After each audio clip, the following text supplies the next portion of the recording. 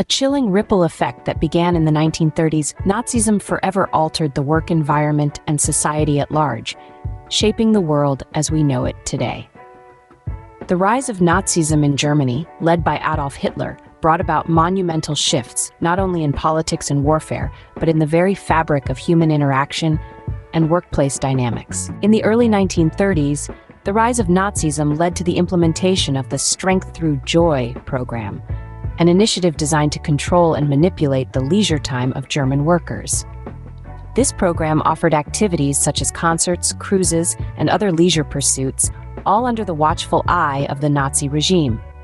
Though it may have seemed like a benefit to workers, this program was a tool of control and indoctrination, subtly weaving Nazi ideology into everyday life. As the 1930s progressed, the Nazi regime began to infiltrate the work environment more directly.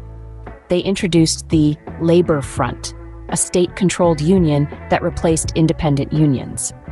This move stripped workers of their rights and freedoms, forcing them to comply with Nazi-dictated work conditions. The Labor Front was not about protecting workers, it was about control, compliance, and the furtherance of the Nazi agenda. By the 1940s, the impact of Nazism on the work environment had taken a dark turn. Forced labor and concentration camps became a horrific reality.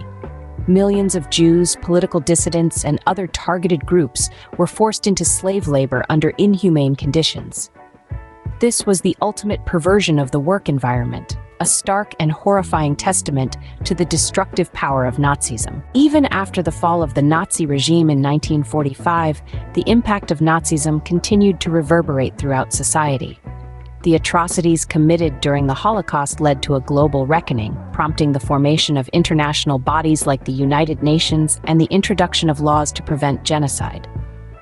In the workplace, the rise of labor rights and unions in the later half of the 20th century can be seen as a direct response to the abuses suffered under Nazi rule.